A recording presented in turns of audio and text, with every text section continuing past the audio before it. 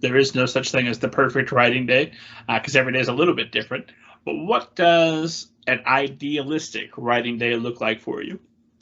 Well, here's what it looked like before the pandemic and what I hope it looks like again soon. So I get up, get my kids off to school, I make myself a beautiful cappuccino, and by 8 o'clock I turn on the computer. And the day before, I've done some good writing, and when I go back over it, I tinker and I see things that I didn't see the day before, and I go and I keep writing, and I don't look up. Sometimes I forget to eat, and I look up and it's like 2 o'clock. So I've been writing for like 4 or 5 or 6 hours, and I stop before I get to what I sometimes think of as like the bottom of the barrel. You always want to leave a little juice in there so it can refill overnight, set yourself up for the next day. And then, I would take a break. Back in the day, I would go swimming, I would go clear my head, and then I'd come home and get to spend like the rest of the day like with my family, or sort of seeing to the other parts of my job that aren't writing. Because many parts of an author's job, I'm sure you know this, I'm sure you've explained this to your viewers and listeners. A lot of it these days in particular is not writing and not drafting. So I really do try and take the early part of the day, which is when my writing brain works the best, and everybody has different times of day that they are the best. For me, it is probably between like 8 and 1. And so I really do try and preserve that for writing, particularly like uninterrupted if I can. So that is what a really good writing day looks like. It doesn't always happen that way because there's calls that come in, there's emails that come in, there's things that need to be done, there's appointments that you've done during the day, but that's an ideal writing day. During that initial time of drafting, do you keep your internet up, or do you have to have your internet completely shut down? Sometimes I will just like turn it off, or sometimes, I won't even do that. I'll just turn off my volume and go to full screen. But I tend to do a ton of like reporting or researching as I write. So I'll be writing something and I don't like to kind of leave it there. So it's like if I need to sort of figure out, what the route would be and how long it would take to drive from a certain place to a certain place, I'm going to stop, I'm going to jump on Google, I'm going to look that up, and I'm going to go back to it. But I find that just by working in full screen and turning the volume off so I don't hear any of my alerts, and I have most of my alerts turned off anyhow, so it's just email, that way I can really kind of write for hours and hours and hours without sort of interruption. Or, when I get to a rest point and I need to like rest my brain, then I can sort of toggle over and see if there's like an important email, or go look on Twitter for what's happened.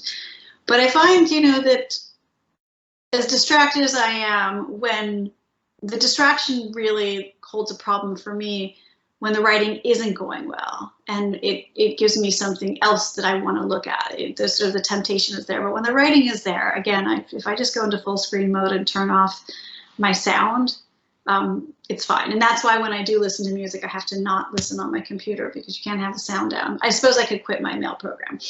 That's something else I do. And then let's talk about after the drafting is done. You've got a pretty significant social media presence. You've got a full website. You've got about 80,000 Twitter followers as of this recording. You've got your Instagram, your Facebook. How much time are you spending on social media and keeping all of that going? I try and do that. I try and set up blocks of time for that. So this morning, for instance, I had like a 2 or 3 hour block where I was writing captions for things that were going to go up. I was sort of editing some videos just specifically for that. So that is sort of what I will do for a lot of the content. Twitter is usually things that I'm throwing up off the cuff, and Instagram stories are just things that I'm usually just throwing up off the cuff. But for the other things, like I will sort of sit down, because it has become part of my job now. It is an important part of my job. And so I just try and set specific times for it. I think that thing that to me is problematic is when it bleeds into other things. So again, I try particularly with like Instagram posts to just have them be ready, auto posted. So I'm not really thinking about them or stopping myself during the day. But I definitely will have specific hours of each week that I have to dedicate to this. And then well, we mentioned pandemic, which of course has changed the way we're doing a little bit of everything. But how did that change and impact your writing specifically, and also how has that impacted the launches of your books here?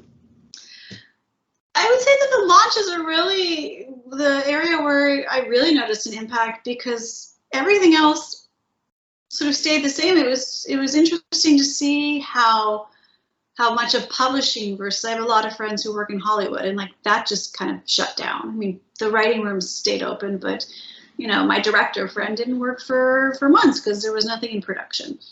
So I feel very grateful to be in a job where the entire thing, from sort of writing to editing to art directing to copy editing to production to distribution, all of that could happen remotely. So the only place I really felt it was in doing the virtual tours. And I will say by the time We Are Inevitable came out, it was June. The weather was nice. The pandemic, the COVID rates were the lowest they ever were. So I don't think a lot of people wanted to stay in and go to events. But during the year, I went to a lot of online events, and it was great. It was really nice being able to go to people's book launch and not have to be in the same city that it was, or not even having to, you know, get dressed, go on the subway for an hour, go stand in this crowded room and come back. So it was great to be able to participate and feel the sense of community among the writer community while being able to stay at home.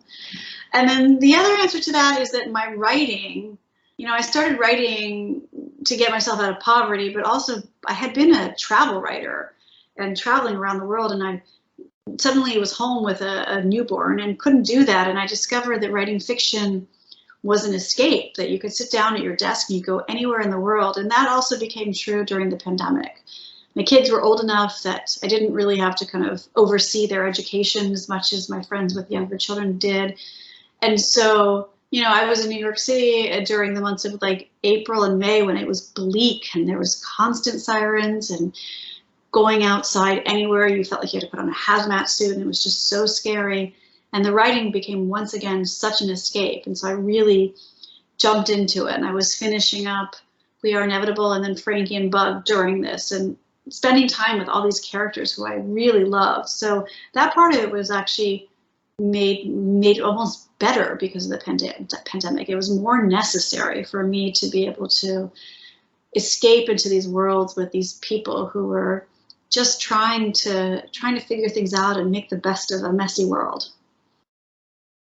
So you're not refreshing Twitter all day, checking the news, and oh my God. Oh, for like the first month I was refreshing Twitter, and I was working, our neighborhood started a mutual aid group, and I was spending hours and hours each day doing that. And it was important and necessary and helping getting that off the ground, and I couldn't focus on anything else. But back to our earlier point, like that is how I dealt with the helplessness of it all. Like, what can I do to help? There's immediate need in my neighborhood. I can put up flyers. I can set up a bank account. I can volunteer at a food bank. I can deliver groceries to people. So that is what I did for like the first month.